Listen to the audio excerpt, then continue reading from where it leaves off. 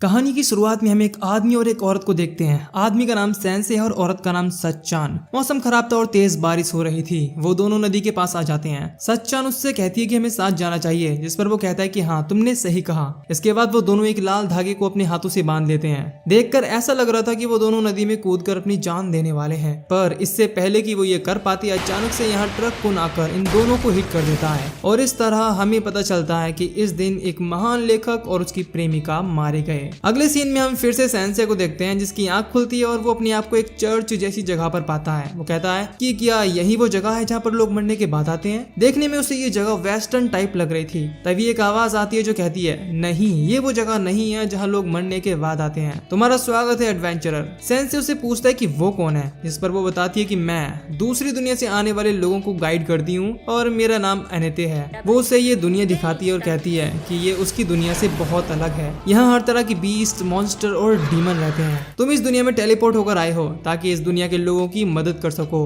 और इसी अंधकार से छुटकारा दो। यानी कि सेंसे जो मरना चाहता था वो अब इस दूसरी दुनिया में आ चुका है। वो आगे कहती है एडवेंचरर सेंसे, तुम्हें एक मिशन दिया गया है। और वो जैसे ही पीछे मुड़कर देखती है तो पाती है कि सेंसे ने जहरीली पिल्स खा ली हैं फिर से जान देने के लिए, लेकिन अनेती अपना डिटॉक्सिफाई मैजिक यूज करके उसे वापस से ठीक कर देती है। सेंसे उसे कहता है कि तुम्हें ये सब करने की कोई जरूरत नहीं है, मैं वैसे भी जीना नहीं चाहता, तुम मुझे परेशान कर रही हो। लेकिन अनेते बताती है कि तुम ऐसा नहीं कर सकते, बल्कि तुम एक हीरो बनोगे जो एक महान मिशन करके इस दुनिया को बचाएगा। सेंसे कहता है कि उसे इस दुनिया की कोई फिक्र नहीं है और फिर से उन पिल्स को उठाकर खाने लगता है। वो उसे आगे बताती है कि उसे चुना गया है, वो चोजन वन है। जिस पर सेंसे कहता है किसने चुना, मैं नहीं चाहता था कि मुझे इस महान काम के लिए चुना जाए। अनेते आगे एक्सप्लेन करती है कि उसे ट्रक कुन ने हिट किया था, जो असल में सिर्फ उन्हीं लोगों को हिट करता है जो अपनी जिंदगी में खुश नहीं है। इसीलिए ट्रक कुन उन्हें हिट करके एक नई लाइफ शुरू करने का एक मौका देता है और ये मौका तुम्हें भी मिला है, तुम्हें ये मौका गंवाना नहीं चाहिए। सेंसे गुस्से में कहता है तुम्हारे उस ट्रक कुन ने मेरे एक बहुत ही खास पल को बर्बाद कर दिया जो मैं सच्चन के साथ बिताने वाला था। और वैसे भी तुम होती कौन हो इस चीज का फैसला करने वाली कि कौन अपनी लाइफ में खुश है और कौन नहीं। इसके बाद सेंसे एक सिगरेट जलाता है और फू फू करने लगता है अपने आप को और ज्यादा कमजोर करने के लिए। अनेते उसके स्टैट्स देखती है कि आखिर वो कितना पावरफुल है, क्योंकि दूसरी दुनिया से आने वाले हर एक इंसान के पास कोई ना कोई खास पावर होती ही है, तो सेंसे के पास भी होनी चाहिए। पर उसके स्टेट्स देखकर उसके होश उड़ जाते हैं, क्योंकि उसका लेवल 1 था और बहुत ही ज्यादा वीक, जो कि हैरानी की बात थी, क्योंकि इस दुनिया में आने वाला कोई भी नया एडवेंचर आज तक इतना कमजोर नहीं हुआ जितना कि सेंसे है। अनेते सोचती है कि शायद जरूर ट्रक कुन से कोई गलती हुई होगी जो सेंसे इस दुनिया में टेलीपोर्ट हो गया। सेंसे यहाँ से बाहर जाने लगता है और अनेते उसे रोककर कहती है कि तुम्हें बाहर नहीं जाना चाहिए, तुम इस दुनिया में इतने वीक होने के बावजूद बिल्कुल नहीं टिक पाओगे। इस पर सेंसे कहता है कि उसे इस चीज से कोई फर्क नहीं पड़ता, वैसे भी वो बाहर जाकर सबसे पहले मरने के लिए एक सबसे अच्छी जगह देखेगा। लेकिन अनेती उसे एक चीज सजेस्ट करती है कि जाने से पहले वो कम से कम एक प्रोफेशन चूज कर ले कि आखिर वो इस दुनिया में क्या बनना चाहता है। इस पर सेंसे कहता है इसमें चूज क्या करना है,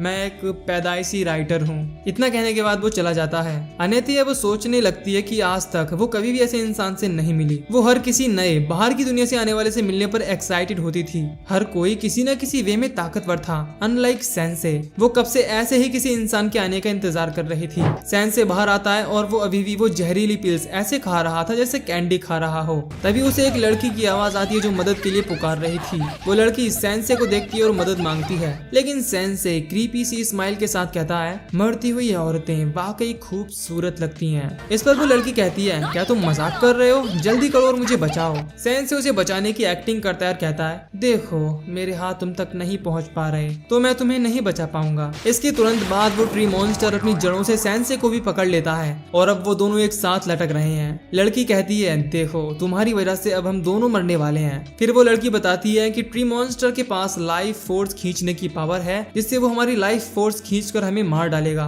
वेल सेंसे को कोई फर्क नहीं पड़ता, उसके लिए तो अच्छा ही है कि रास्ते में उसे कोई मिल गया जो उसे मारने वाला है। वो ट्री मॉन्स्टर ऐसा ही करता है और दोनों की लाइफ फोर्स खींचने लगता है, पर सेंसे की बॉडी में पॉइजन है और नेगेटिव लाइफ फोर्स, जिसे अब्सॉर्ब करके बेचारे ट्री मॉन्स्टर में ही जहर फैलने लगता है। इसके बाद देखते ही देखते वो डिस्ट्रॉय हो जाता है और दोनों बच जाते हैं। सेंसे फिर से एक बार अनइंटेंशनली बच गया था, लेकिन कैट की तरह दिखने वाली ये लड़की सेंसे को देख के हैरान है कि ये चीज क्या है। तभी एक ऑटोमेटेड वॉइस सुनाई देती है जो कहती है कि सेंसे ने ट्री मॉन्स्टर को 300 का पॉइजन डैमेज देकर मार दिया है और उसका लेवल 1 से 3 हो जाता है। वो लड़की कहती है कि तुम तो काफी ताकतवर हो जो ट्री मॉन्स्टर मॉन्स्टर को इतनी आसानी से हरा दिया। सेंसे दुखी था कि ऐसा उसके साथ ही क्यों होता है। वो अब तक 5 बार मरने की कोशिश कर चुका है और हर बार फेल रहा। वो लड़की कहती है मुझे खुशी है कि तुम्हें कुछ नहीं हुआ और उसे बचाने के लिए शुक्रिया कहती है। इसके बाद वो उसे अपने साथ उसके टाउन चलने के लिए इनवाइट करती है, उसे बचाने के लिए थैंक यू के तौर पर। वो उसे उठाने की कोशिश करती है, जिस दौरान सेंसे की नजर अपने हाथ में बंधी उस लाल धागे पर जाती है जो उसे सच्चान ने बांधा था और उसके बारे में सोचने लगता है। वो सोचने लगता है अगर मैं यहाँ पर टेलीपोर्ट हो गया हूँ तो शायद सच्चान भी इस दुनिया में टेलीपोर्ट हुई होगी और अब उसके पास जीने का नया पर्पस है, जो है सच्चान को ढूंढना और उसके साथ मिलकर वही काम करना जो अधूरा रह गया था। इधर अनेते गॉड से प्रे करती है कि वो फिर से सेंसे से मिले और अगले ही पल सेंसे दरवाजे पर था। इसके बाद वो दौड़ी दौड़ी जाने लगती है, लेकिन तभी उस नई लड़की को नोटिस करती है जो कहती है सेंसे वैसे हम यहाँ क्यों आए हैं। अनेते मन में सोच रही है कि ये कबाब में हड्डी कौन है। सेंसे अनेते से कहता है कि वो एक औरत जिसका नाम सच्चान है उसे ढूंढ रहा है, क्या वो इसमें उसकी मदद कर सकती है। एक और औरत कैट गर्ल उसे दिलासा देती है कि वो उस औरत को जरूर ढूंढ लेगा और अगले टाउन रॉथ में चलने की एडवाइस देती है। अनेते उसे सेंसे के क्लोज देखकर मारती है और कहती है कि उसे पब्लिक में किसी मर्द का हाथ नहीं पकड़ना चाहिए। कैट गर्ल समझ जाती है कि इसकी बहुत जल रही है और कहती है क्या तुम सेंसे से प्यार करने लगी हो। जिस पर अनेते कहती है कि ऐसा कुछ नहीं है। तो कैट गर्ल पूछती है कि फिर तुम साथ क्यों आई। अनेते बताती है कि सेंसे दूसरी दुनिया से यहाँ आया है और बहुत कमजोर है। कैट गर्ल को कमजोर वाली बात पर विश्वास नहीं होता क्योंकि एक कमजोर आदमी ट्री मॉन्स्टर को हराकर उसकी जान नहीं बचा पाता, जो सुनकर अनेते खुद भी हैरान है और जल भी रही है कि सेंसे ने उसे बचाया।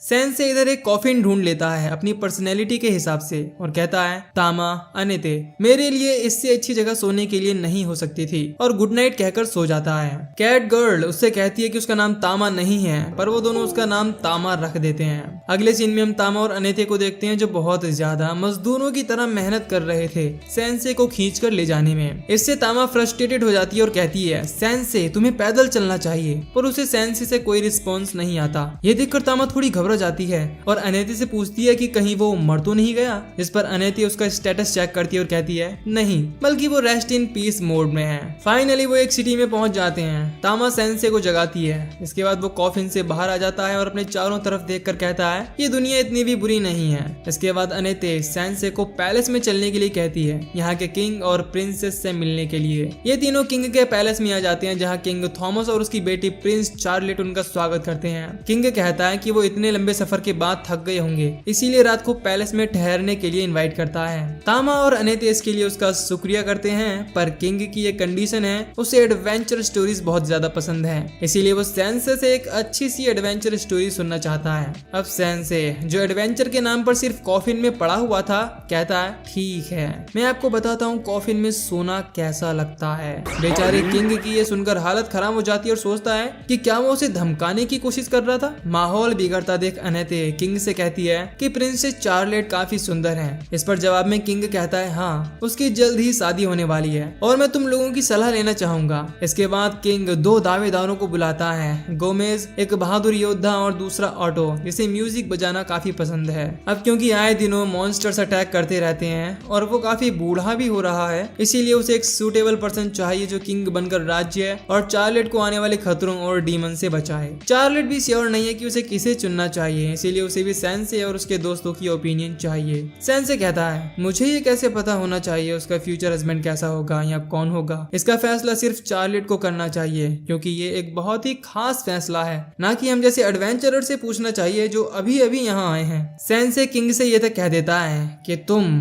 किंग के थ्रोन के हकदार नहीं हो। तामा और अनेते सेंसे के रूड बिहेवियर के लिए किंग से माफी मांगने लगते हैं और कहते हैं कि वो कुछ ही वक्त पहले दूसरी दुनिया से यहाँ आया है, इसीलिए उसे माफ कर दीजिए। किंग उसे माफ कर देता है और सेंसे भी बाहर चला जाता है। अब रात को सेंसे जगा हुआ है और बाहर की तरफ देख रहा है। अनेते उसे सोने के लिए कहती है, जिस पर सेंसे कहता है कि वो कभी भी ठीक से नहीं सो पाता। फिर अनेते शर्माते हुए सच्चान के बारे में पूछती है, पर वो कोई भी जवाब दे पाता। अनेते एक पूंछ को देखती है जो तामा की थी और सेंसे की गोद में सो रही थी। अनेते गुस्से में पूछती है कि वो यहाँ पर क्या कर रही है। जवाब में तामा कहती है कि उसे ठंड लग रही थी तो वो यहाँ आ गई। दोनों लड़ने लगती हैं और सेंसे यहाँ से बाहर आ जाता है, जहाँ आगे जाकर वो चार्लेट को देखता है जो रात के सुंदर नजारे को एंजॉय कर रही थी। नजारा वाकई काफी सुंदर है। झील इस चांदनी रात में और भी खूबसूरत लग रही है। बेशक मेरा तो मन कर रहा है कि मैं इसी में डूबकर अपनी जान दे दूं।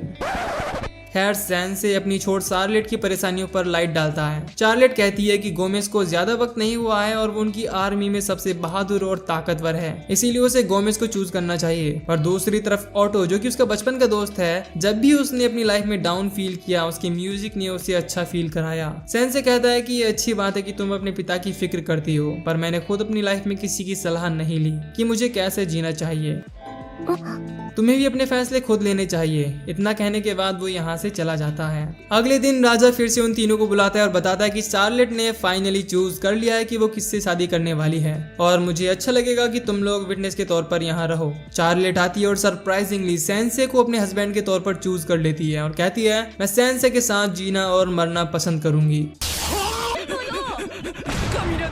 चार्लेट बताती है कि भले ही बुरे वक्त में ऑटो की म्यूजिक ने उसे अच्छा फील कराया हो, लेकिन वो डम्ब है और उसे बस इस चीज की चिंता है कि वो अपना नया गाना किसे सुनाए। यहाँ तक कि रात भी बैकग्राउंड म्यूजिक वहीं बजा रहा था। और दूसरा गोमेज, वो भले ही ताकतवर है पर वो बांस मारता है। राजा ये देख परेशान है कि उसने ये क्या तमाशा लगा रखा है, लेकिन चार्लेट कहती है माई लाइफ माई रूल्स। इधर गोमेज इस बात से नाराज है कि उसने उसे बदबूदार कैसे कहा। वो अपना मास्क उतारता है और रिवील होता है कि वो डार्क लॉर्ड का सर्वेंट है, जो चार्लेट से शादी करके उसका राज्य हत्या कर अपने डार्क लॉर्ड को गिफ्ट में देने वाला था। लेकिन अब ऐसा नहीं हो पाएगा। वो कहता है कि मुझे नहीं पता था कि राजकुमारी इतनी सातिर है, जो उसने इतने अच्छे भेस के अंदर मुझे पहचान लिया। सेंसे चार्लेट की इस चीज के लिए तारीफ करता है, पर चार्लेट कहती है ऐसा कुछ नहीं है। उसे नहीं पता था कि वो डार्क लॉर्ड का सर्वेंट है। उसने वैसा कहा क्योंकि वो वाकई वास मारता है। सच में? वैसे भी अब मेरे पास कोई चारा नहीं रहा, तुम सबको मरना होगा।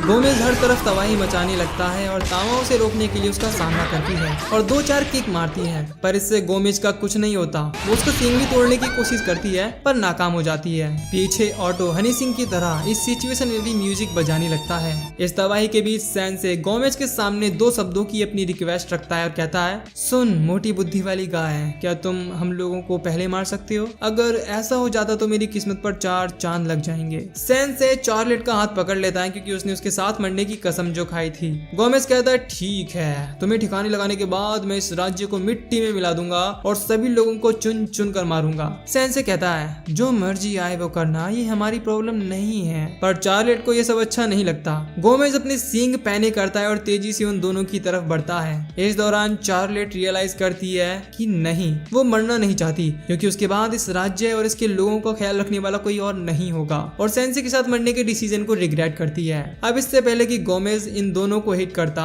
चार्लेट कहती है नहीं, मैं मरना नहीं चाहती बल्कि अपने राज्य के लोगों का ख्याल रखना चाहती हूँ और आने वाले हर खतरे से इसे बचाना चाहती हूँ। सेंसे उसकी फीलिंग समझ जाता है और ये भी कि वो आखिर सच में चाहती क्या है, इसीलिए वो एन मौके पर चार्लेट को रास्ते से हटा देता है। अब इससे पहले कि गोमेज अपने सींग को सेंसे की बॉडी के आर पार करता, अनेते होश में आती है और अपने मैजिक का यूज करके बैरियर और लाइट की शील्ड बना देती है। इसे गोमेज के सींग ब्रेक नहीं कर पाती और टूट जाते हैं। तामा भी मौका देखकर वाइल्ड कैट स्ट्राइक नाम का अटैक गोमेज पर थ्रो करती है, जिसके बाद वो महल से सीधा बाहर गिरता है। अनेते और तामा जान बचाने के लिए एक दूसरे को थैंक यू बोलते हैं। इधर किंग अपनी बेटी से माफी मांगता है और एक सही फैसला लेता है, जो था अपनी बेटी को राज्य की कमान सौंपना, और इस तरह चार्लेट अब यहाँ की नई क्वीन बन जाती है।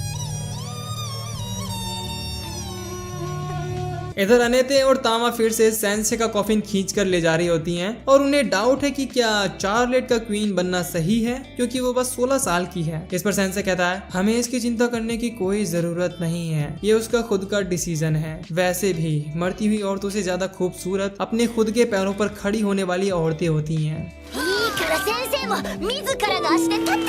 अगले सीन में हम तीनों को एक रॉकी सी प्लेस पर देखते हैं, जहां तामा कहती है कि उसे भूख लग रही है, और इसी दौरान हमें उनके लेवल्स के बारे में और उनकी पावर के बारे में भी पता चलता है। तामा का लेवल 15, स्किल्स हैं cat punch, cat kick, wild cat strike. अनेते 19 लेवल, स्किल्स हैं क्योर यानी कि हीलिंग, डिटॉक्स और सील्ड। और सेंसे जिसका लेवल 3, नो स्किल्स और बॉडी में जहर ऊपर से। खैर अब इन्हें पहुंचना था गुरून नाम के शहर में, जो तामा का होम टाउन भी रही है, जहाँ के लिए अभी भी कुछ दिनों का सफर बाकी है। पर इससे पहले अनेते ज्वीटन टेम्पल पर रुकना चाहती है, क्योंकि बाहरी दुनिया से जो भी आता है वो इन 4 टेम्पल में से किसी एक पर टेलीपोर्ट होता है। इसके बाद उनका सफर डार्क लॉर्ड के कैसल पर खत्म होता है। पर क्योंकि सेंसे का गोल डार्क लॉर्ड को हराना नहीं है, इसीलिए उन्हें हर एक टेम्पल पर जाकर इन्फॉर्मेशन इकट्ठी करनी होगी। और वैसे भी वो खुद भी नहीं चाहती कि सेंसे डार्क लॉर्ड से पंगा ले। उसकी इतनी चिंता करते देख तामा कहती है, तुम शायद सेंसे से प्यार करती हो, पर जिस औरत के बारे में सेंसे बात कर रहे थे, जिसका नाम सच्चन है, क्या पता वो सेंसे की लवर हो। नहीं, ऐसा नहीं हो सकता। तामा कहती है कि उसने सेंसे के साथ सफर पर जाने के लिए अपनी जॉब छोड़ दी है, तो उसे नहीं लगता कि उसकी टेम्पल में एंट्री अलाउड भी होगी। पर अनेते कहती है कि चिंता की कोई बात नहीं है, क्योंकि उसने अपने परिचित के हाथों इस्तीफा भिजवा दिया है। वैसे क्या वो चीज तुम्हारी परिचित है? अनेते उसे यहाँ देखकर शॉक्ड थी, जिसका मतलब उसने उसका रेजिग्नेशन लेटर डिलीवर नहीं किया था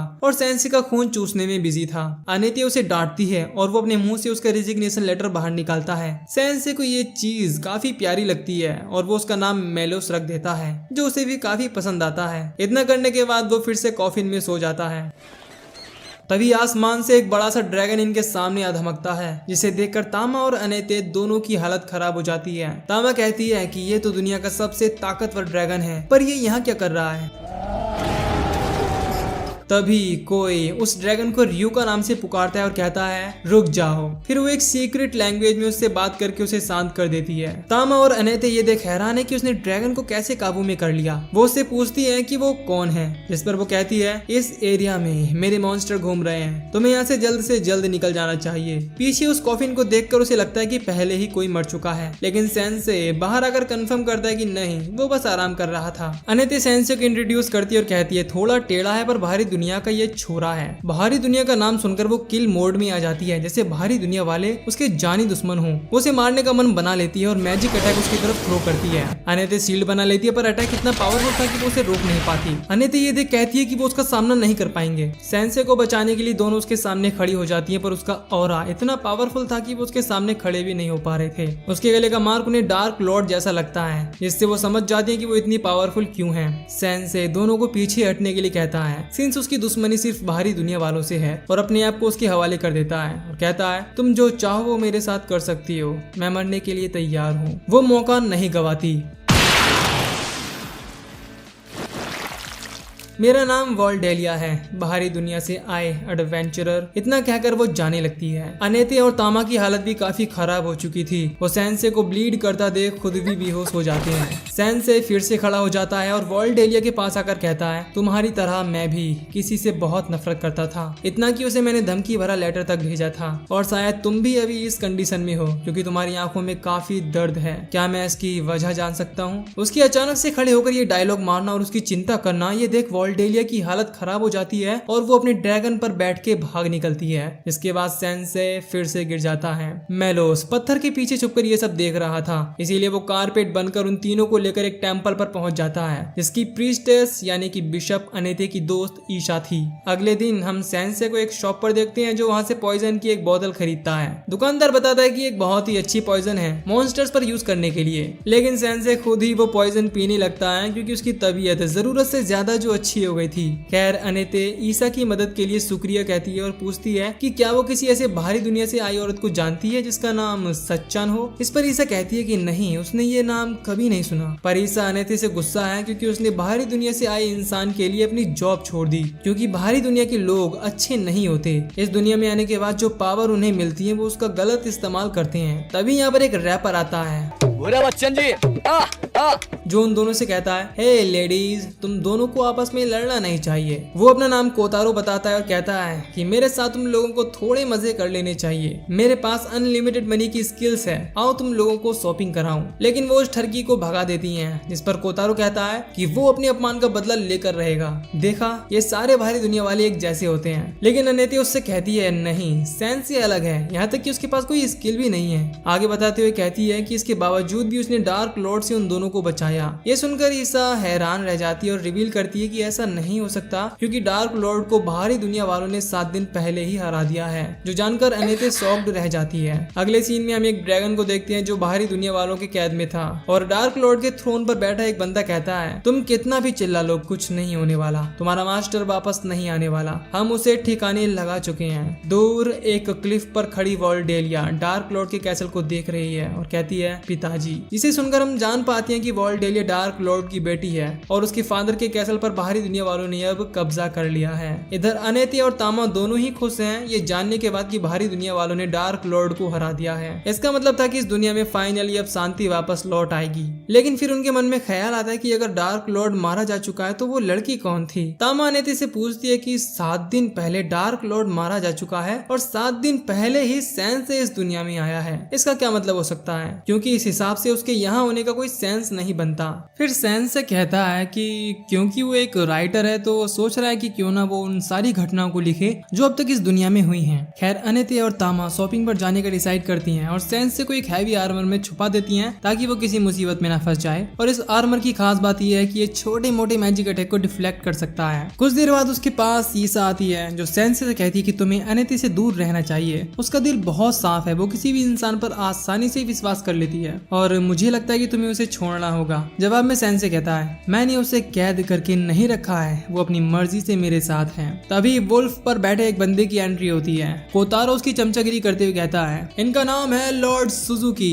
सुजुकी सब लोगों के सामने ऐलान करता है, डार्क लॉर्ड हार चुका है, इसका मतलब है कि तुम्हारी दुनिया में अब शांति और खुशहाली फिर से लौट आई है। ये सुनकर सारे लोग बहुत खुश होते हैं और सेलिब्रेट करते हैं। लेकिन फिर सुजुकी कहता है, चलो अब काम की बात पर आते हैं। देखो बाहरी दुनिया वालों ने तुम्हारी दुनिया को बचाने के लिए अपनी जिंदगी दांव पर लगाई है, इसीलिए मुझे लगता है कि अब बाहरी दुनिया वालों को इस दुनिया पर राज करना चाहिए। फिर कोतारो अनाउंस करता है, इस टाउन पर अब लॉर्ड सुजुकी रूल करेंगे, सारे लोग लॉर्ड सुजुकी के सामने अपने घुटने टेक दो।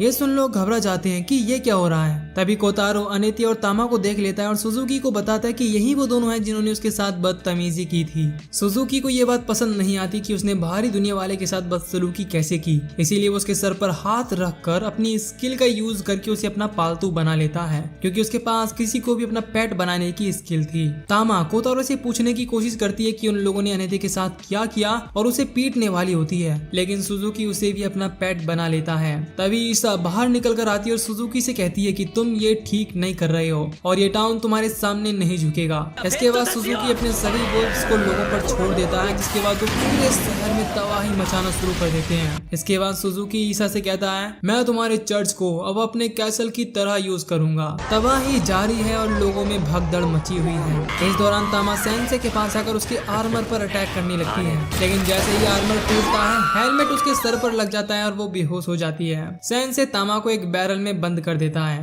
तभी उसकी नजर ईसा पर जाती है। उसे पता चलता है कि सुजुकी जब इस दुनिया में आया था तो वो बिल्कुल भी ऐसा नहीं था, वो एक वीक पर्सनैलिटी वाला इंसान था। ये सुनकर सेंसे उसकी ये बातें अपनी नोटबुक में नोट करने लगता है और कहता है कि इसी तरह के इंसानों के बारे में जानकर उसे एक्साइटमेंट होती है। इसके बाद वो चर्च जाने का फैसला करता है जहाँ सुजुकी था। ईसा भी उसके साथ जाने का फैसला करती है। ये दोनों चर्च के सामने आ जाते हैं जहाँ पर ईसा उसे समझाती कि उसे बिना प्लान के अंदर नहीं जाना चाहिए, वरना वो बीस्ट उसके टुकड़े कर डालेंगे। सेंसे पॉइजन की बोतल निकालता है। इसे देखकर ईसा श्योर है कि सेंसे के पास जरूर कोई प्लान है, लेकिन वो इडियट उस बोतल को खुद ही पी जाता है और सीधे दरवाजा खोल देता है। क्या इसका दिमाग खराब हो गया है? सेंसे सुजुकी के सामने आता है और कहता है, मुझे तुम्हारी कहानी में काफी दिलचस्पी है, मैं तुम्हारे बारे में एक नॉवल लिखना चाहता हूँ। सुजुकी कहता है, ठीक है, अगर तुम मेरी हीरोगिरी के चर्चे अपनी नॉवल में लिखना चाहती हो तो मैं तुम्हें नहीं रोकूंगा। इस पर सेंसे कहता है, नहीं, बल्कि मैं एक ऐसे इंसान की कहानी को लिखना चाहता हूँ जिसे जरूरत से ज्यादा पावर ने अंधा कर दिया। सुजुकी इसे अपने ईगो पर ले लेता है और अपने बीस्ट को उस पर अटैक करने के लिए भेज देता है। इस बीच ईसा बीच में आकर एक एक करके उन वुल्फ्स को मारने लगती है। सेंसे अपनी नॉवल को लिखने में बिजी था और ईसा एक वुल्फ के सामने स्ट्रगल करने लगती है। मौके का फायदा उठाकर सुजुकी मैजिक अटैक उनकी तरफ थ्रो करता है, लेकिन इससे पहले कि अटैक उन्हें हिट कर पाता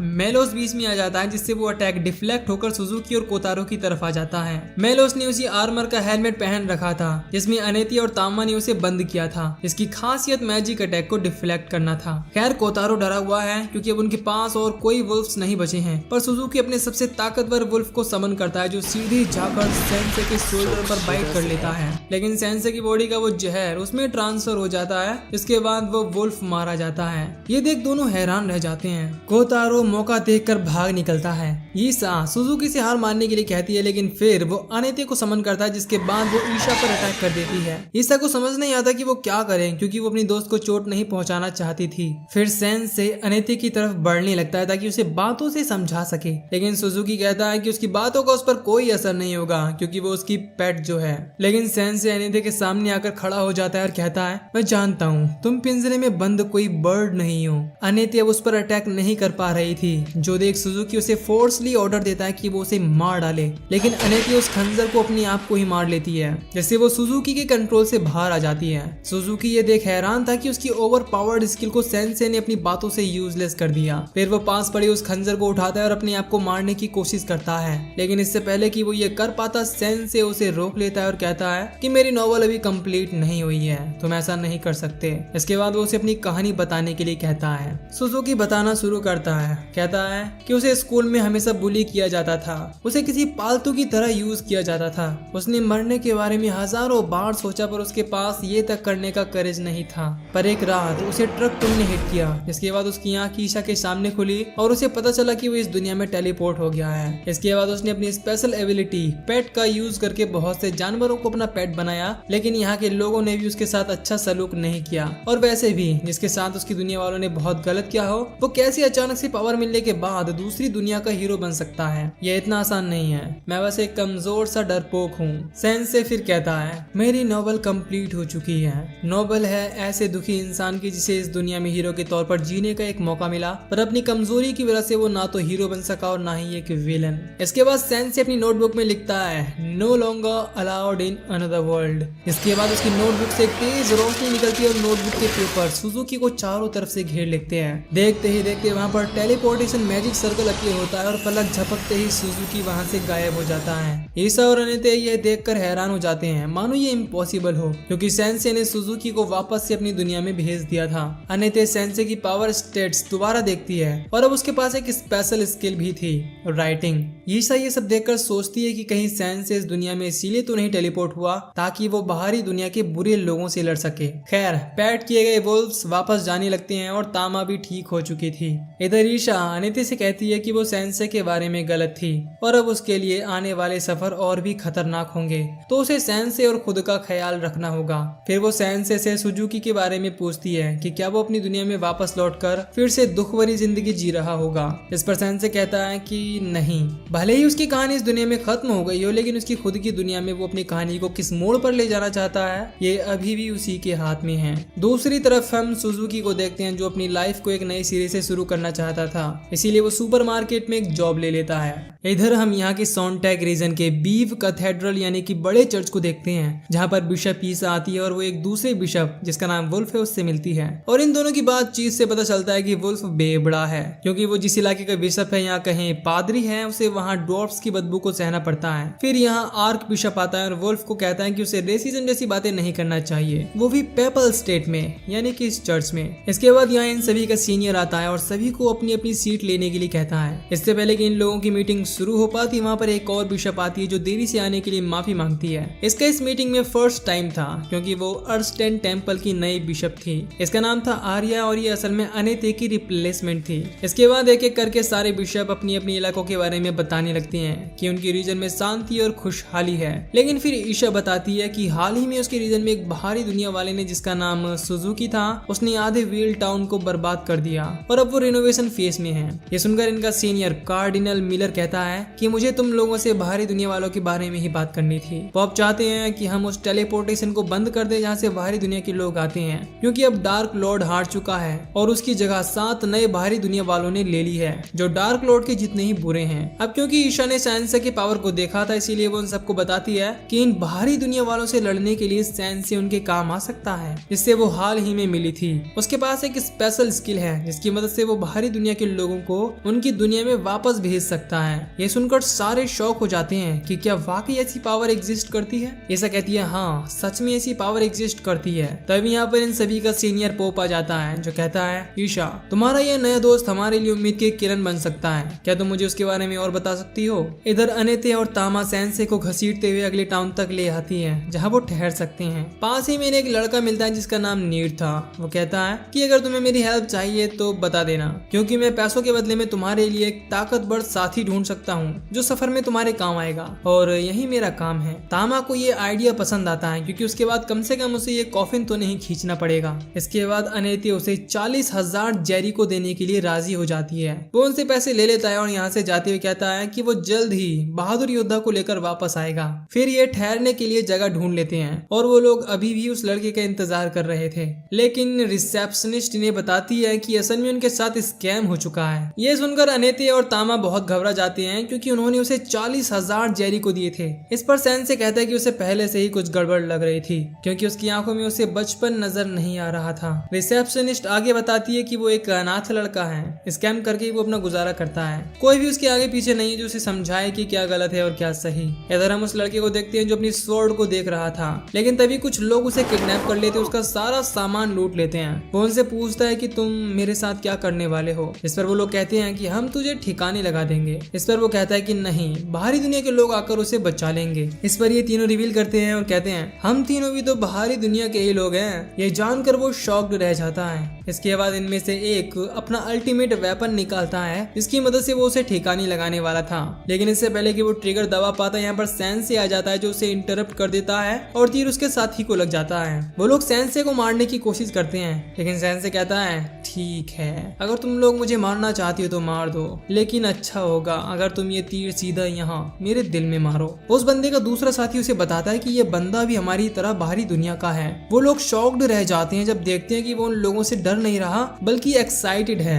ये देखकर वो सेंसे से डरकर अपने साथी को उठाकर भाग जाते हैं। नीर उसकी जान बचाने के लिए सेंसे का शुक्रिया कहता है। अगले दिन तीनों निकलने के लिए तैयार थे। इन लोगों का सफर होने वाला था गुरुन टाउन की तरफ जो कि तामा का होम टाउन है, लेकिन जाने से पहले अनेते सेंसे से पूछती है कि वो कल रात कहाँ था। इस पर सेंसे कहता है कि कल रात उसे बहुत मजा आया। ये सुनकर अनेते को लगता है कि कहीं वो कल रात किसी दूसरी औरत के साथ तो नहीं था और रोने लगती है। तभी उन्हें पीछे से नीर की आवाज आती है जिससे तामा पैसे वापस मांगती है। इस पर नीर कहता है मैंने तुमसे झूठ नहीं बोला था, तुम्हें एक बहादुर योद्धा चाहिए था जो तुम्हारे सफर में तुम्हारा साथ दे, इसीलिए मैं तुम्हारे साथ चलने के लिए तैयार हूँ। इसी के साथ नीर इन तीनों की पार्टी ज्वाइन कर लेता है। लंबे सफर के बाद तामा नीर के हाथों में रस्सी थमा देती है और कॉफिन को खींचने के लिए कहती है। तभी इन्हें तामा का होम टाउन भी नजर आता है, लेकिन वहाँ पहुँचने के बाद वहाँ के गार्ड्स इन सबको बंदी बना लेते हैं। इसके बाद हम सेंसे, अनेती और नीर को कैद में देखते हैं, पर तामा को वो लोग अपने साथ ले गए थे। इन लोगों को नहीं पता कि इन्हें कैद क्यों किया गया है, पर नीर गेस करता है कि तामा ने जरूर यहाँ के राजा का खजाना चुरा लिया होगा। पर अनेते कहती है कि वो ऐसी लड़की नहीं है। नीर इनसे यहाँ से बाहर निकलने की बात करता है और किसी तरह लॉक खोल लेता है। अनेती उसकी स्किल देखकर हैरान हो जाती है और सोचती है कि वो बहादुर योद्धा के तौर पर उनके साथ आया था या एक साथी चोर के जिसे ताले खोलने में सालों का तजुर्बा है। खैर इनका प्लान बहुत बुरी तरह फेल हो जाता है और सोल्जर उन्हें पकड़ लेते हैं।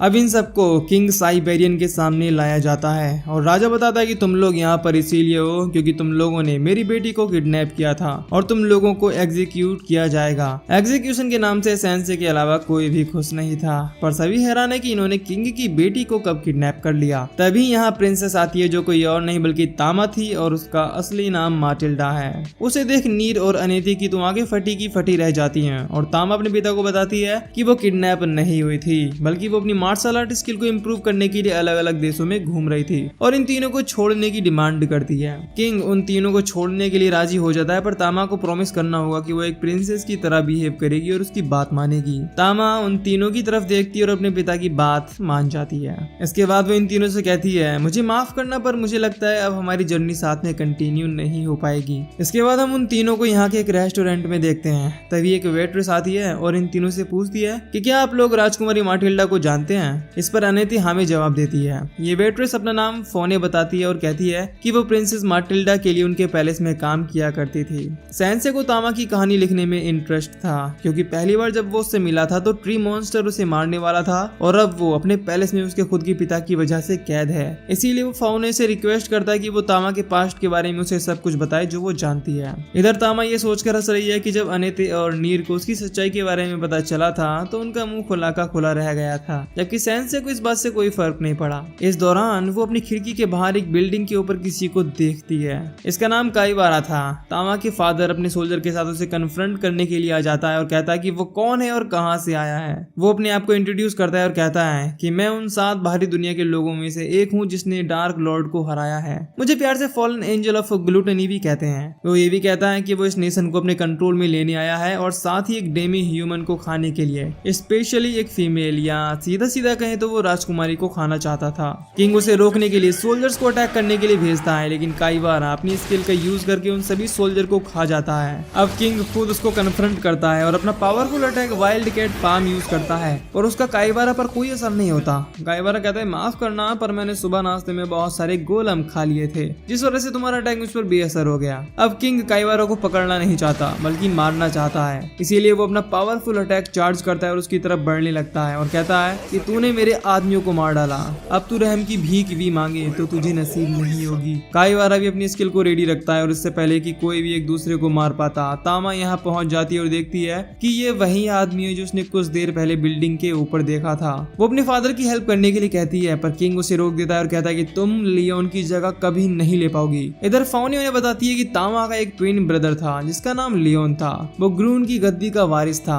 राज्य के लोगों को उन दोनों में पूरा विश्वास था, पर 10 साल पहले एक तूफानी रात में राजकुमार लियोन और उनकी मां लापा में इस दुनिया को छोड़कर चल बसे। इस वजह से किंग दुख और दर्द में रहने लगे। तामा ने अपने पिता के दुख को कम करने और थ्रोन को संभालने के लिए अपने बाल कटा लिए ताकि मार्शल आर्ट को मास्टर कर सके, लेकिन किंग ने तामा में कभी विश्वास नहीं किया। उसे आज भी यही लगता है कि तामा को छोरों वाले काम नहीं करने चाहिए। इधर तामा अपने पिता की मदद करने के लिए सामने आ जाती है, पर किंग उसे मना करते हुए कहता है कि उसकी मार्शल आर्ट यूजलेस है, लेकिन तामा कहती है नहीं, वो भी कर सकती है। इस दौरान तामा काईवारा पर अटैक करने को जाती है, जिस दौरान काईवारा उसे ऑफ गार्ड पकड़ लेता है और खाने वाला होता है, लेकिन ऐन मौके पर किंग उसे बचा लेता है और अपना एक हाथ गंवा बैठता है। काईवारा कहता है माफ करना प्रिंसेस, मैं टेस्ट तो तुम्हें करना चाहता था। तामा गुस्से में उसके ऊपर अटैक करने को दौड़ती है, लेकिन अचानक से किंग का सलाहकार ब्रियार्ड आकर उसे ले जाता है और उन तीनों के पास ले आता है और कहता है कि राजकुमारी बेहोश है। फौने राज्य में अचानक आई इस आफत की जड़ के बारे में पूछती है, जिस पर ब्रियार्ड बताता है कि एक बुरे बाहरी दुनिया वाले ने अचानक से आकर ग्रून पर हमला कर दिया है और किंग उसकी कैद में है।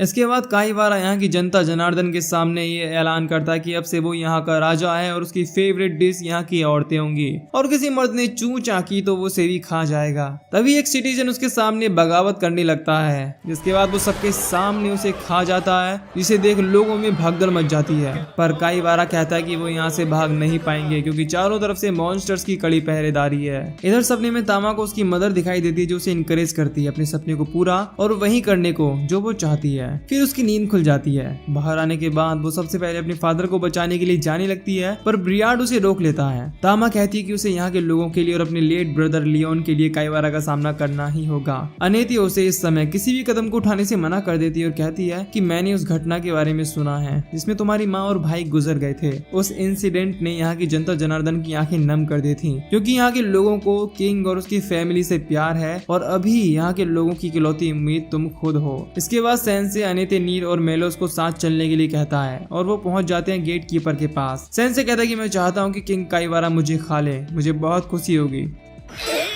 दोनों मॉन्स्टर ये सुन थोड़े ट्रबल्ड हैं कि क्या इसका पेस थोड़ा ढीला है जो ये खुद को दावत के तौर पर परोसना चाहता है। खैर इन लोगों को वेटिंग रूम में भेज दिया जाता है। इधर ब्रियार्ड खाना लेकर तामा के रूम में आता है और पता चलता है कि वो यहाँ से भाग चुकी है। दूसरी ओर काईवारा को भूख लगने लगती है और वो सोचता है कि अब उसे कौन सा डेमी ह्यूमन खाना चाहिए। तभी वो 2 गेट कीपर आकर उसे सेंसे के बारे में बताते हैं जो अपने आप को काईवारा को सौंपना चाहता है, लेकिन तामा यहाँ आकर इन दोनों गेट कीपर को मार देती है। इसके बाद हम किंग और लियोन को देखते हैं जो मार्शल आर्ट प्रैक्टिस कर रहे थे। किंग उससे और फोकस्ड रहने के लिए कहता है क्योंकि वो थ्रोन का होने वाला वारिस है। तामा ऊपर से इन्हें प्रैक्टिस करता देख खुद भी ज्वाइन करने के लिए कहती है, लेकिन किंग साफ साफ मना कर देता है कि ये काम उसके नहीं है। प्रेजेंट में किंग तामा को मना करता है क्योंकि वो काईवारा का सामना नहीं कर सकती, पर तामा अपने फादर को ये साबित करना चाहती है कि वो लियोन की जगह ले सकती है। तामा उस पर अटैक कर देती है, लेकिन काईवारा सेम लाइटनिंग अटैक करता है जो किंग ने किया था और उसे काफी इंजर्ड कर देता है। तामा ये देख हैरान है कि वो उसके फादर्स उसकी पावर को कैसे यूज कर पा रहा है। काइवारा बताता है कि वो जिसका भी फ्लैश खाता है उसकी पावर्स को भी अब्सॉर्ब कर सकता है और यही उसकी ताकत है। दूसरी तरफ सेंसे नीर की मदद से प्रिजन ब्रेक करके वहां से निकल आया है और तामा की मॉम यानी लेट क्वीन के कमरे में आकर ताका झांकी शुरू कर देता है। अनेती और नीरू से मना करती हैं कि वो किंग के पैलेस में ऐसे इलीगल ताका झांकी नहीं कर सकता। खैर तभी उसे एक ड्रॉवर मिलती है जो लॉक्ड थी और उसे खोलने के लिए वो सातिर नीर का यूज करता है और वो खुशी से उस ड्रॉवर को खोल देता है जिसके अंदर एक नोटबुक थी।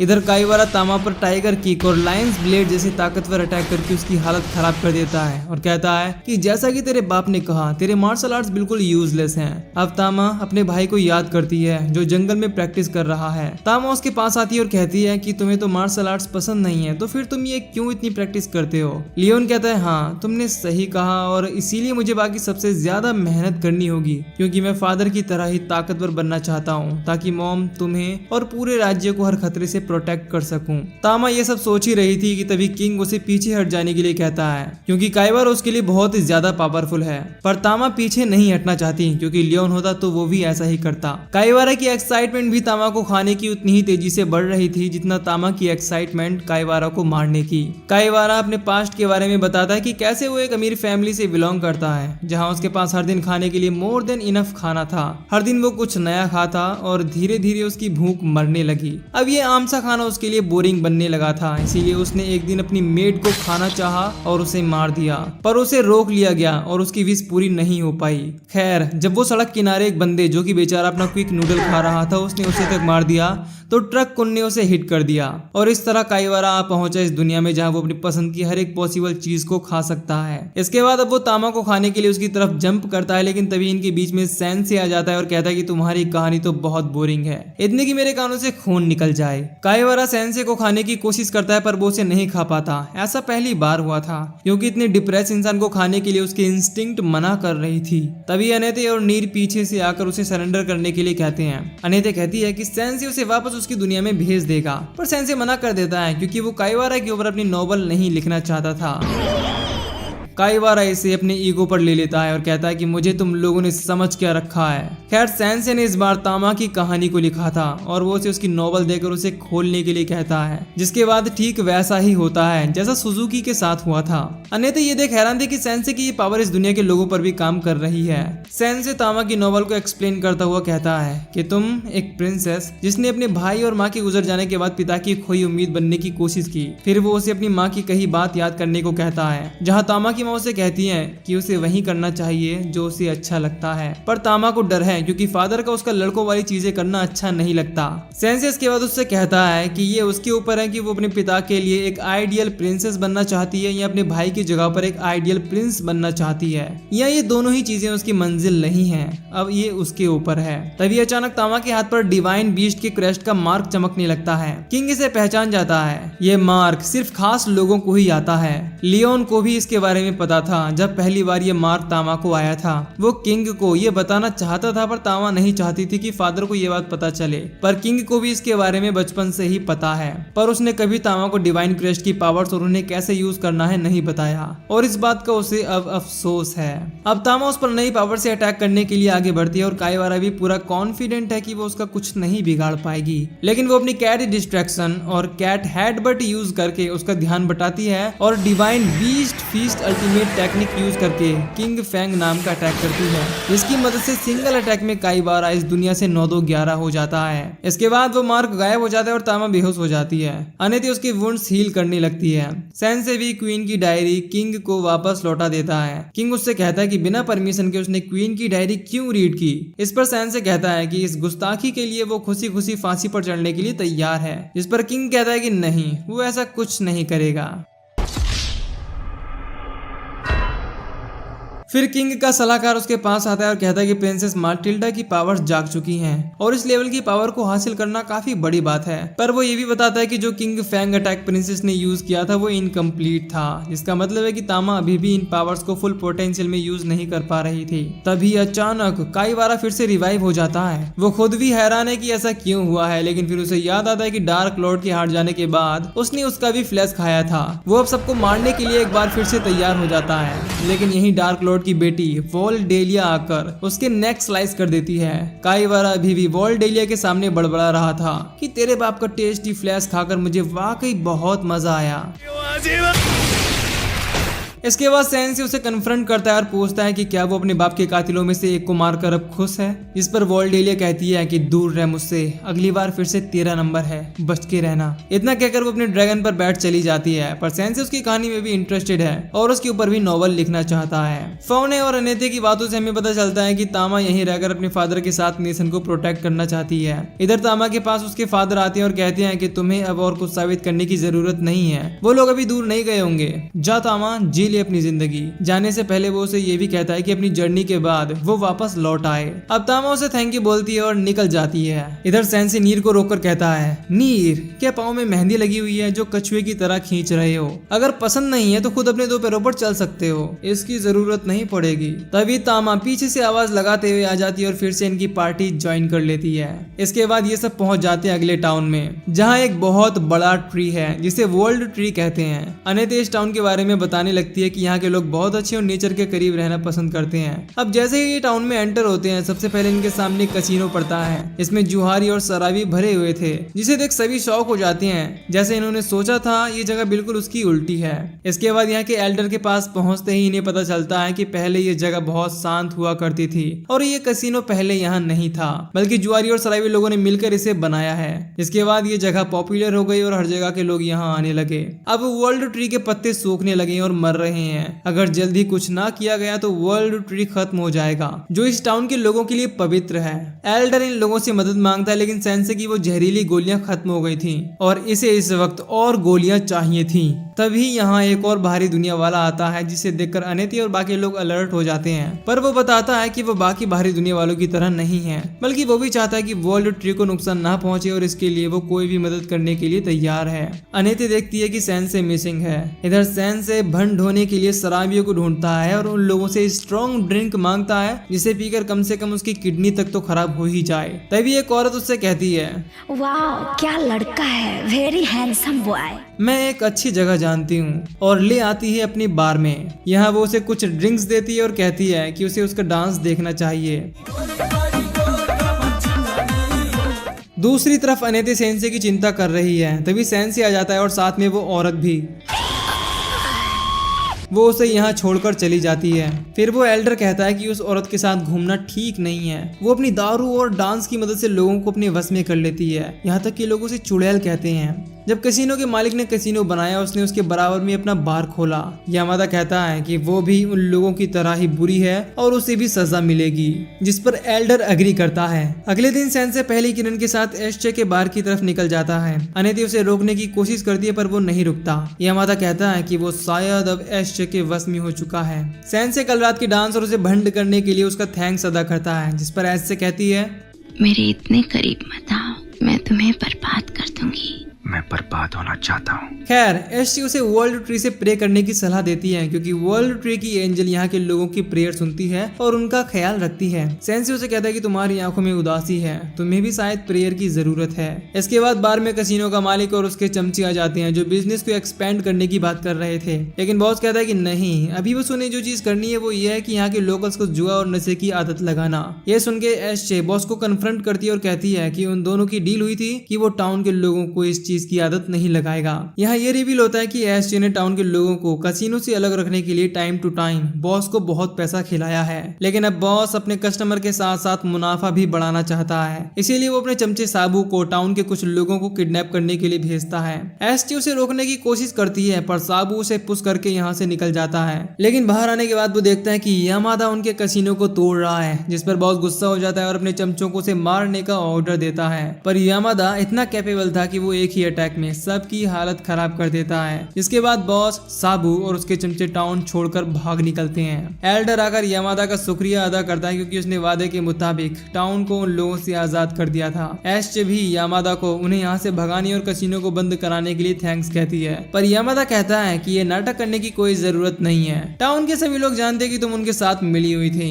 टाउन के लोग भी एस्टे को बुरा भला सुनाने लगते हैं और ऊपर विच कहकर पत्थर भी फेंकते हैं। तभी सेंसे बीच में आता है और यामादा के साथ साथ टाउन के लोगों को भी बताता है कि तुम लोगों की सेफ्टी के लिए ही एसजे बॉस को फेवर करती थी। अगर ऐसा ना होता तो टाउन के सभी लोगों में नशा और जुआ बहुत पहले ही फैल चुका होता। यामादा को यह सुनकर एसजे के लिए बुरा लगता है, पर टाउन वाले सुनने को तैयार नहीं थे। इसके बाद एसजे भी टाउन छोड़कर चली जाती है। यामादा ये सब जानने के बाद सेंसे से पूछता है कि क्या उसने सही किया। इस पर सेंसे कहता है कि उसे नहीं पता, पर जिसने टाउन को सच में बचाया लोगों ने उसे यहाँ से निकाल दिया। तभी एल्डर यामादा के पास आता है और कहता है कि वो उसकी ताकत से काफी इम्प्रेस्ड है, इसीलिए एक और फेवर मांगता है, जो था उन नशेड़ियों से छुटकारा दिलाना जो वर्ल्ड ट्री के पत्ते बेचकर काफी सारा पैसा कमा चुके हैं, ताकि एल्डर और इस टाउन के लोग खुद वर्ल्ड ट्री के पत्ते बेचकर पैसा कमा सकें, क्योंकि उसे विश्वास है कि कैसीनो के बॉस और विच के जाने के बाद वर्ल्ड ट्री फिर से रिवाइव हो जाएगा। ये जानने के बाद यामाडा शॉक्ड रह जाता है कि उसने वर्ल्ड ट्री को बचाने के लिए उन लोगों को भगाया, पर अब यहाँ के लोग वही सब दोबारा शुरू करना चाहते हैं जो वर्ल्ड ट्री को मार रहा था। यहाँ तक कि एल्डर उसे रुक कर उन्हें प्रोटेक्ट करने का भी ऑफर देता है, जिसके बदले में मुनाफे का 10% देने का वादा करता है। यामादा रियलाइज करता है कि उसने गलती कर दी। इधर ये सब अपने सफर पर आगे निकल जाते हैं। तभी नीर नोटिस करता है कि वर्ल्ड ट्री के पत्ते झड़ रहे हैं और उनके देखते ही देखते वर्ल्ड ट्री सूख जाता है और सारे पत्ते टूट जाते हैं। इसे देख एल्डर और टाउन के लोग कहते हैं, ये क्या हो गया?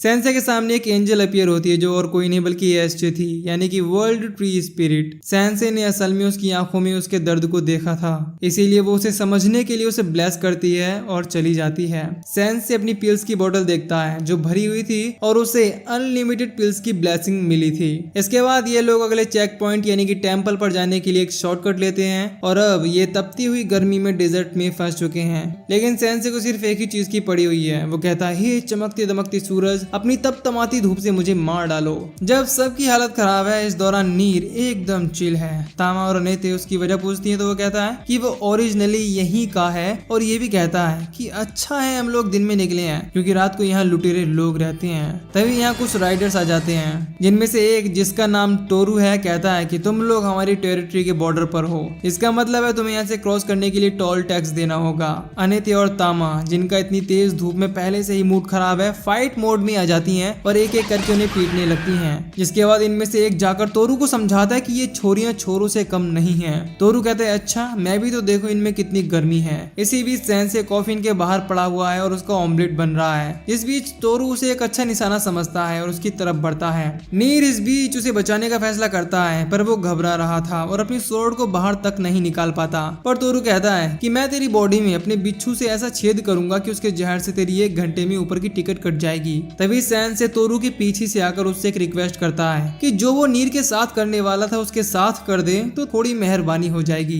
तोरू उसकी रिक्वेस्ट एक्सेप्ट कर लेता है और अपने बिच्छू सावेस का डंक सीधा उसके दिल में मार देता है। पर बिच्छू भी सेंसे की बॉडी के जहर के सामने नहीं टिक पाता और मर जाता है। तोरू अपने बिच्छू का बदला लेने के लिए उस पर अटैक करता है, लेकिन तभी इन्हें किसी वुल्फ के हाउल की आवाज सुनाई देती है, जिसे देखकर राइडर्स लोग भी डर जाते हैं और तोरू से भागने के लिए कहते हैं। तोरू जाने लगता है और कहता है कि वो अपने बिच्छू चावेस का बदला जरूर लेगा। अब नीर सेंसे से माफी मांगता है कि कुछ करने की बजाय वो बस खड़ा रहा, जिस पर सेंसे कहता है कि हर चीज का एक वक्त होता है, मुझे विश्वास है तुम सही वक्त पर अपनी स्वॉर्ड का इस्तेमाल जरूर करोगे। तामा और अनेते उसकी मदद मांगते हुए उसे रास्ता दिखाने के लिए कहते हैं, क्योंकि वो इस जगह से वाकिफ है। इसके बाद वो उन सबको ले आता है एक छोटे से घर पर जो कि एक ऑर्फेनेज है। वहाँ उसे कुछ और बच्चे मिलते हैं जो उसे जानते थे, क्योंकि वो इसी ऑर्फेनेज में रहा करता था। तभी यहाँ के केयर टेकर भी आ जाती है जो नीर को देखकर काफी खुश थी। अब ये लोग अंदर जाते हैं जहाँ पर सबके लिए काफी खाना था। केयर टेकर बताती है कि कोई तो हर रात को यहाँ खाना छोड़ जाता है। इन्हें फिर से वुल्फ की हाउलिंग सुनाई देती है, जिसकी वजह से इन्हें काफी अलर्ट भी रहना पड़ता है। अब रात को सबके सो जाने के बाद सैन से बाहर उस वुल्फ के कारनामों को देखने लगता है। इधर नीर की आंख खुल जाती है और वो खिड़की पर किसी की परछाई देखता है। वो वुल्फ की बात से डर जाता है और स्वॉर्ड लेकर डरते डरते बाहर आता है, जहाँ उसे वही अनजान आदमी मिलता है जो इनके लिए खाना छोड़कर जा रहा था। नीर उसे कन्फ्रंट करता है तो वो बताता है कि उसे अच्छा लगता है बच्चों को पेट भर खाना खाते देख। खैर वो आदमी अपना नाम सेतो बताता है और उससे पूछता है कि उसने पहले उसे यहाँ नहीं देखा, जिस पर नीर कहता है कि वो बहुत पहले बहादुर योद्धा बनने के लिए ऑर्फेनेज छोड़कर एडवेंचर पर निकल पड़ा था। इसके बाद सेतो फ्रूट्स की टोकरी उसे देकर जाने लगता है। अब सुबह हो चुकी थी, इसीलिए नीर उसे इनके पास ही ब्रेकफास्ट करने के लिए इन्वाइट करता है, पर वो ये कहते हुए मना कर देता है कि वो बच्चों के लिए इतना करके काफी खुश है। सेतो फिर उसे एक ओएसिस और कुछ फ्रूट्स के पेड़ दिखाता है, जहाँ से वो और बहुत सारे फ्रूट्स ले आता रहा है। तामा और अनेते देखते हैं कि नीर काफी खुश लग रहा है। तभी केयर टेकर आती है और उन्हें बताती है कि नेट यानी कि उन्हीं छोटो बच्चों में से एक को कुछ लोगों ने पकड़ लिया है। बाहर आकर देखने पर पता चलता है कि तोरू अपने साथियों के साथ अपने बिच्छू चावेस का बदला लेना चाहता है। नीर एक बार फिर से अपनी स्वॉर्ड नहीं निकाल पाता। तभी सेतो आकर नीर को एक कोने में ले जाता है। नीर को अपने आप पर बहुत गुस्सा आ रहा था कि वो बुरे लोगों से लड़ने की बजाय बुज़दिलों की तरह डर जाता है। सेतो को भी उसके लिए बुरा लगता है और तभी अचानक उसके सामने कुछ मेमोरी फ्लैश होती हैं। इसके बाद वो कहता है कि मेरे साथ भी कुछ ऐसा हुआ था। उस दुनिया में मेरे पास पावर्स नहीं थी जिस वजह से मैं अपने करीबी की मदद नहीं कर पाया, पर मैं नहीं चाहता कि तुम्हें किसी को खोना पड़े। इसके बाद सेतो एक वुल्फ में ट्रांसफॉर्म होने लगता है, यानी कि ये वही वुल्फ है जो इस इलाके में रहता है। सेंसे पास में खड़ा होकर उसकी नोवेल को कंप्लीट कर रहा था। खैर सेतो जाकर एक एक करके सभी राइडर्स को धूल चटाने लगता है और तोरू ये देख नेट को वहीं छोड़कर भागने लगता है। सेतो किसी भी कीमत पर उसे नहीं छोड़ना चाहता था, लेकिन नीर बीच में आकर पहली बार स्वॉर्ड निकालता है सेतो के अगेंस्ट और उसे रोकता है और कहता है कि तुम एक अच्छे इंसान हो, तुमने नेट को बचा लिया है, अब तुम्हें रुकना होगा। सेतो आउट ऑफ कंट्रोल था, इसीलिए वो नीर पर अटैक करने लगता है, पर नीर अपनी स्वॉर्ड ड्रॉप कर देता है और सेतो भी रुक जाता है। फिर वो होश में आता है और नीर से माफी मांगता है। अब यहाँ वो सबको अपनी कहानी बताता है कि कैसे अर्ली एज में उसने भी अपने पेरेंट्स को खो दिया था। इसके बाद वो लोनली लाइफ जी रहा था, लेकिन एक दिन उसकी लाइफ में एक लड़का आया जो अक्सर उसकी मदद किया करता था और उसने पहली बार किसी की काइंडनेस देखी थी, पर ये सब ज्यादा नहीं चला। उसने उसे बचाने की कोशिश की, पर अपने पैरों की वजह से वो उसे बचा नहीं पाया। सैन से कहता है कि ऐसा नहीं है, तुम झूठ बोल रहे हो, सिर्फ तुम्हारे पैर इसकी वजह नहीं थे, तुम मदद नहीं कर पाए क्योंकि तुम में हिम्मत नहीं थी। नीर को ये सुन गुस्सा आता है, पर सेतो अपनी गलती एक्सेप्ट कर लेता है और नीर कहता है कि तुम एक दिन बहादुर योद्धा जरूर बनोगे। इसके बाद सेंसे की नोटबुक एक बार फिर से चमकने लगती है और वो पेजेस सेतो को घेर लेते हैं। सेंसे कहता है कि तुमने भले ही कुछ गलतियां की हैं, पर तुमने इसी वजह से बहुत से अच्छे काम भी किए हैं, जैसे कि ऑर्फेनेज की सेफ्टी के लिए आसपास के मॉन्स्टर और डीमन को मारना और बच्चों के लिए खाना लाना।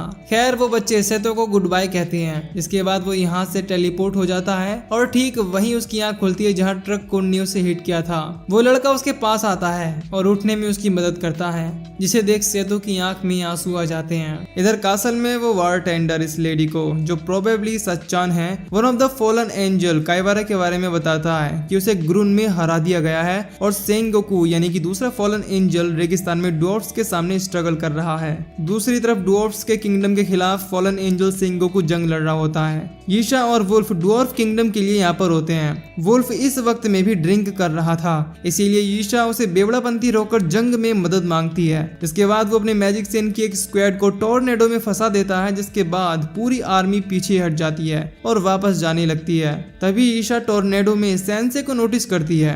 इधर डॉर्फ्स का किंग डोरान बाहरी दुनिया वालों के लिए चर्च और पोप को इसके जिम्मेदार बताता है, क्योंकि उनकी ही वजह से इतने बाहरी दुनिया वाले लोग इस दुनिया में आकर आतंक मचाने लग गए हैं।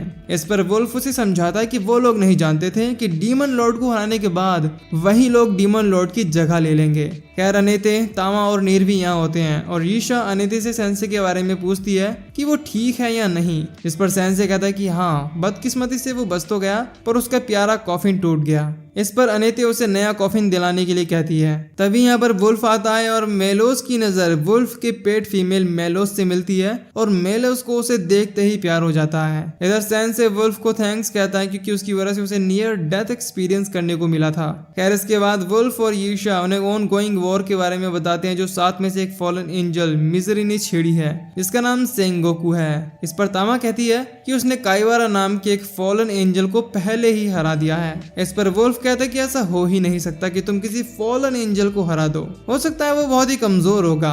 तामा कहती है ऐसा नहीं है, हमारी पार्टी बहुत स्ट्रॉन्ग है, यहाँ तक कि सेंसे के पास बाहरी दुनिया वालों को उसकी दुनिया में भेजने की स्किल भी है। वुल्फ कहता है हाँ, मैं जानता हूँ सेंसे की पावर्स के बारे में, ईशा ने बताया, पर मुझे नहीं लगता कि वो मेरे मैजिक के सामने कुछ है। लेकिन पॉप को सेंसे की पावर्स में इंटरेस्ट है, पर मुझे नहीं लगता कि फॉलन एंजल्स को हराने के लिए हमें सेंसे की जरूरत है।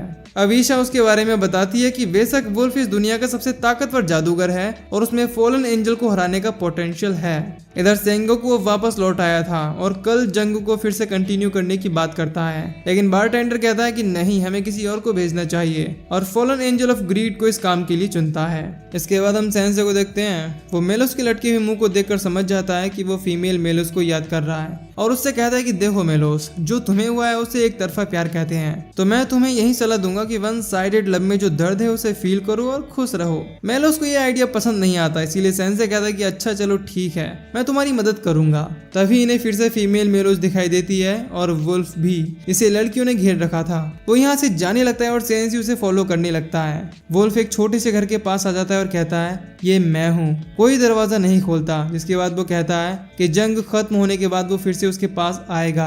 ये देख सेंसी समझ जाता है कि शायद वो अपनी लवर से मिलने आया होगा, इसीलिए प्राइवेसी देते हुए जाने लगता है। अगले दिन दोरान अपने किंगडम को बचाने के लिए फिर से अपने सोल्जर के साथ जंग में उतर जाता है। क्लियरली इस जंग में इनकी साइड स्ट्रॉन्ग थी। तभी ईशा को दूर एक ड्रैगन दिखाई देता है जो डीमन लॉर्ड का डार्क ड्रैगन था, पर वुल्फ कॉन्फिडेंट था और कहता है कि मैंने पहले भी कई ड्रैगन मार गिराए हैं। अब जैसे ही वो उस ड्रैगन पर अटैक थ्रो करने वाला था, वो उस पर बैठे राइडर को नोटिस करता है जो एंजल ऑफ मिजरी सेंगोकू की बजाय एंजल ऑफ ग्रीड थी। वुल्फ उसे देखकर फ्रीज हो जाता है और कुछ नहीं कर पाता। ईशा उसकी हेल्प करने की कोशिश करती है पर ग्रीड के सामने उसका मैजिक कुछ नहीं कर पाता। ग्रीड ईशा को छोड़ देती है और वुल्फ को अपना मास्टर बताती है, जिसके बाद वो उसे पकड़ के अपने साथ ले जाती है। ये देख ईशा दोरान से रिट्रीट करने के लिए कहती है। इसके बाद ईशा राउंड टेबल पर सबको वुल्फ और ग्रीड के बारे में बताते हुए कहती है कि ग्रीड उसे साउथ वेस्ट में ले गई है, जिसका मतलब है वो ड्रिटन टेम्पल पर गए हैं। दोरान वुल्फ पर फ्रस्ट्रेट था क्योंकि उसकी वजह से अब ये लोग हार रहे थे।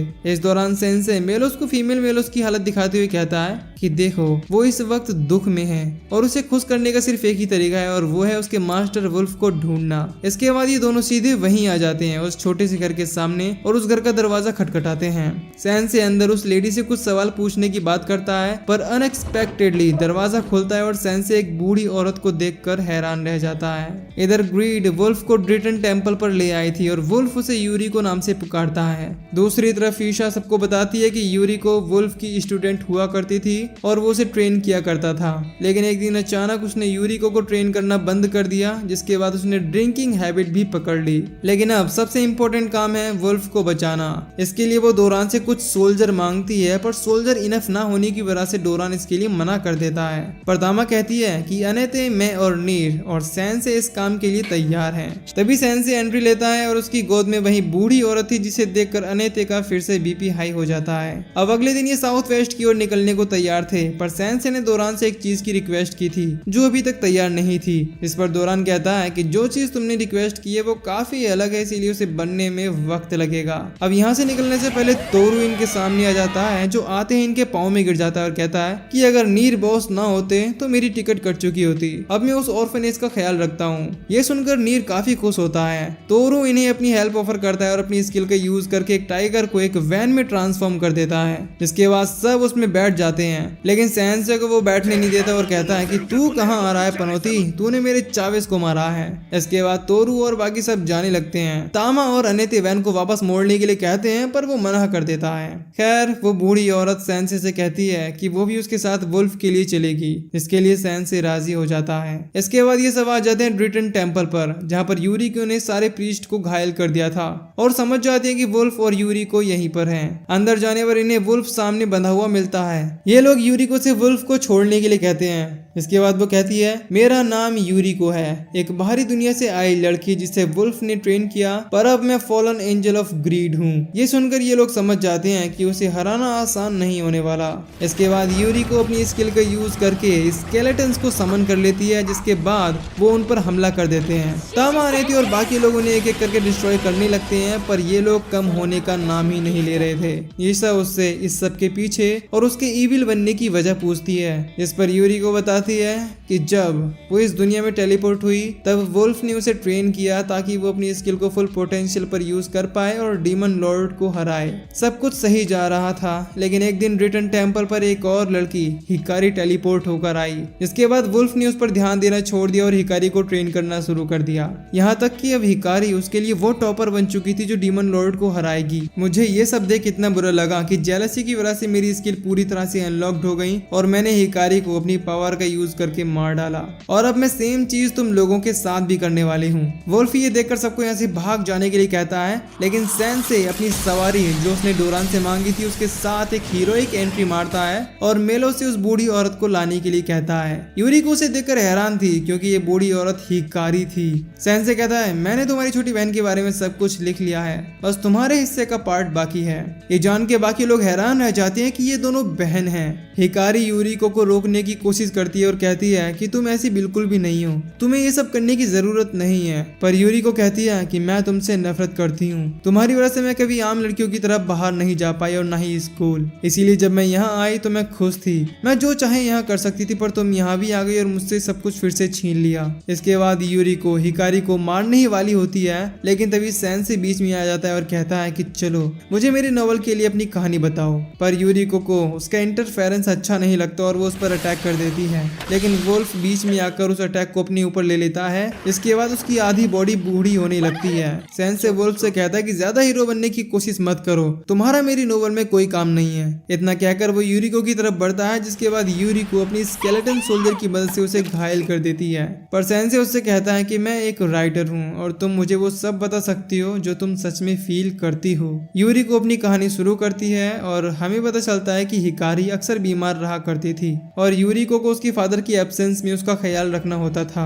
उसके पिता भी हिकारी पर ही ज्यादा ध्यान देते थे, जिससे वो अपने आप को लेफ्ट आउट या कहीं अकेला फील करने लगी थी। वो अक्सर खिड़की के बाहर लड़कियों को स्कूल जाते देखती थी। एक दिन वो स्कूल ड्रेस पहनकर बाहर घूमने के लिए गई और जब वापस लौट कर आई तो उसके फादर उस पर इतने गुस्सा थे कि उन्होंने उसे स्लैप कर दिया, क्योंकि हिकारी की हालत बहुत ज्यादा खराब हो गई थी। इसके बाद वो बाहर भाग गई जहाँ ट्रक ने उसे हिट किया और वो इस दुनिया में आ गई और यहाँ आकर भी उसने अपनी बहन को हर्ट किया। इसके बाद वो अपने आप को इस सब का जिम्मेदार बताते हुए कहती है कि मैं एक अच्छी बहन नहीं हूँ बल्कि ग्रेडी हूँ। इस पर सेंसे कहता है कि किसी की अटेंशन पाना कोई ग्रीड नहीं है। तभी हिकारी यूरिको को गले लगा लेती है और उससे माफी मांगती है कि उसकी वजह से उसे कितना कुछ सहना पड़ा। इसके बाद सेंसे हिकारी को इस दुनिया में आने की असली वजह यूरिको को बताता है कि कैसे उसके जाने के बाद हिकारी अकेली और मुरझाई सी रहने लगी क्योंकि उसकी बहन उसके पास नहीं थी। हिकारी ने उसके बिना जीने की उम्मीद ही खो दी थी, जिस वजह से उसका भी ट्रक उनके साथ एनकाउंटर हुआ और वो भी ड्रिटन टेम्पल पर टेलीपोर्ट हो गई। ये जानकर यूरिको की आंखों में आंसू आ जाते हैं कि वो उसके बारे में कितनी गलत थी। वुल्फ यहाँ अपनी गलती का भी एहसास करता है, क्योंकि जब हिकारी यहाँ टेलीपोर्ट हुई तब यूरिको अपनी बहन को देखकर काफी खुश थी क्योंकि वो अब बीमार नहीं थी। पर हिकारी को जब पता चला कि वो डीमन लॉर्ड को हराने के लिए अपने आप को ट्रेन कर रही है तो उसने वुल्फ से रिक्वेस्ट की कि वो उसे ट्रेन करे ताकि इस दुनिया में यूरिको को अपने लिए जितना चाहे उतना वक्त मिले और वो खुश रहे। अगर वो चाहता तो ये सब होने से रोक सकता था। खैर अब सेंसे अपना पार्ट प्ले करता है, जिसके बाद उसकी नोटबुक चमकने लगती है और टेलीपोर्टेशन प्रोसेस शुरू हो जाता है। वुल्फ ये देखकर समझ जाता है कि ईशा इसी चीज के बारे में बात कर रही थी। खैर यूरिको की स्किल का असर खत्म हो जाता है, जिसके बाद हिकारी, वुल्फ और बाकी सब फिर से ठीक हो जाते हैं। यूरिको, वुल्फ और बाकी सबसे माफी मांगती है, जिसके बाद दोनों सिस्टर फिर से वापस अपनी दुनिया में लौट जाती हैं। इधर ड्वार्फ्स फिर से जीतने लगते हैं और दुश्मन को पीछे खदेड़ देते हैं। इस तरफ मिलर पोप को बताता है कि कैसे सेंसे ने फॉलन एंजल ऑफ ग्रीड को वापस उसकी दुनिया में भेज दिया है। ये सुनकर पोप काफी खुश होता है और कहता है कि उसे ऐसे ही किसी सेवियर की जरूरत थी। इधर सब कुछ सही जा ही रहा था कि तभी fallen angel of misery Sengoku आ जाता है, पर वुल्फ सबको पीछे हटने के लिए कहता है और कहता है कि मैं इससे निपट लूंगा और टोर्नेडो मैजिक का यूज करता है। पर सेंगोकू की आर्मर के सामने टोर्नेडो कुछ नहीं कर पाता। तोरू भी मौका देखकर पीछे से अटैक करता है, पर आर्मर एक बैरियर बना लेता है जिससे वो भी कुछ नहीं कर पाता। तामा कहती है कि मैंने पहले भी एक को हराया है तो इससे भी मैं ही निपट लेती हूँ। इसके बाद वो अपना किंग फैंग यूज करती है, लेकिन सेंगोकू उसके अटैक को आराम से रोक लेता है और कहता है कि अटैक तो काफी इंप्रेसिव है पर तुम्हें और एक्सपीरियंस की जरूरत है। इसके बाद वो उसे मारने के लिए अपनी स्वॉर्ड को समन करता है, लेकिन एन वक्त पर नीर अपनी स्वॉर्ड से उसके अटैक को रोक लेता है, जिससे सेंगोकू की स्वॉर्ड चकनाचूर हो जाती है। सेंगोकू उसकी तलवार देखकर काफी इंप्रेस हो जाता है और कहता है कि अपने आप को ट्रेन कर ले बच्चे, मैं फिर से वापस लौटूंगा। इतना कहकर वो वापस लौट जाता है। तामा और तोरू ये देखकर काफी इंप्रेस हो जाते हैं कि उसने एक फॉलन एंजल को रिट्रीट करा दिया। अब दोरान और उसकी आर्मी जीत चुकी थी, इसीलिए दोरान सबके लिए पार्टी थ्रो करता है। दूसरी तरफ सच्चान इनके कैसल की ही तरफ आ रही थी। सेंसे भी मेलोस को मोटिवेट करता है और कहता है कि हमने मिलकर उसके मास्टर वुल्फ को बचाया है, तो अब शायद वो तुम्हारे प्रपोजल को एक्सेप्ट कर लेगी। इसके बाद वो फीमेल मेलोस को फ्लावर देता है, पर वो बेचारे के ऊपर हंसने लगती है।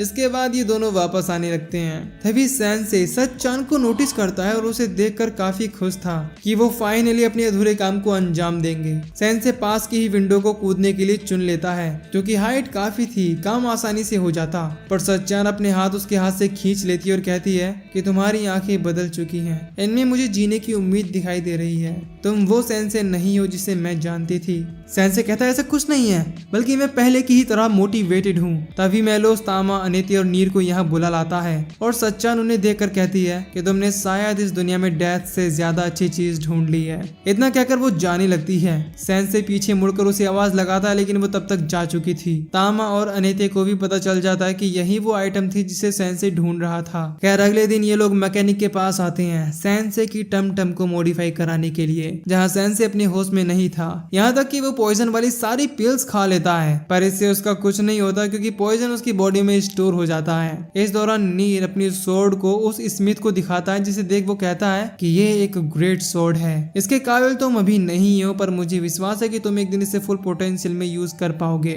स्मिथ सेंसे के व्हीकल में कॉफिन को फिट कर देता है, जिसके बाद वो गाड़ी को लेकर भाग जाता है। सब उसके पीछे भागते हैं ताकि वो अपने साथ किसी और को ना ले डूबे। इधर सच्चान वापस लौट आती है और काफी खुश दिखाई दे रही थी।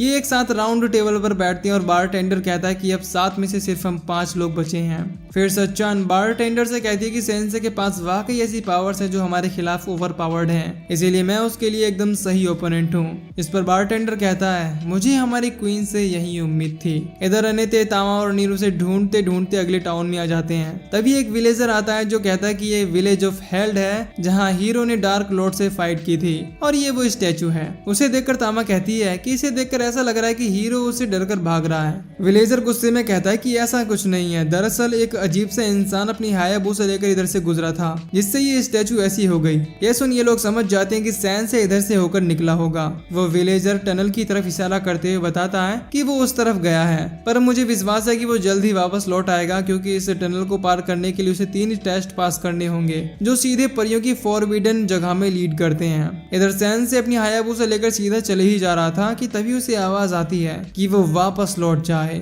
ये सुनकर वो हायाबूसा में लगे अपने कॉफिन में सो जाता है, जिसके बाद इसके सामने एक एक करके 3 स्पिरिट आती हैं 3 टेस्ट लेने के लिए। पहली ताकत का टेस्ट, दूसरी उसकी बुद्धि का टेस्ट और तीसरी स्पिरिट का टेस्ट। लेकिन दोरान के किंगडम में बनी ये हायाबूसा एक एक करके सबको रास्ते से हटा देती है। टेक्निकली वो टेस्ट में पास हो जाता है, जिसके बाद वो परियों के फॉरबिडन प्लेस पर पहुंच जाता है और लैंड करता है सीधे वहां जहां हर किसी ओताकू का सपना होता है। सेंसे कहता है लगता है फाइनली मैं स्वर्ग पहुंच गया। तभी यहाँ क्वीन के 2 पर्सनल गार्ड इलुलु और सोलुलु आते हैं और उसे वहां से हटने के लिए कहते हैं, लेकिन सेंसे जाने अनजाने में इस अपॉर्चुनिटी को पूरा फायदा उठाता है, जिसे देख वो दोनों उस पर गुस्सा करते हैं। खैर क्वीन अपना नाम ओवेरिस बताती है और कहती है कि मैं यहाँ आने वाले को अपनी प्रोटेक्शन से ब्लेस करती हूँ और यहाँ तक सिर्फ 2 लोग ही आ पाए हैं, पहला स्टेच्यू वाला हीरो और दूसरा खुद सेंसे। हालांकि वो हीरो डीमन लॉर्ड को हराने में नाकाम हो गया था। ओवेरिस उसे देखकर पहचान जाती है कि उसे एस्चे ने ब्लेस किया है, जिस पर सेंसे कहता है कि ये अनलिमिटेड जहरीली पिल्स उसी ने ब्लेस की हैं। ओवेरिस उसे इस दुनिया में शांति लाने की एडवाइस देती है। इस पर सेंसे उसे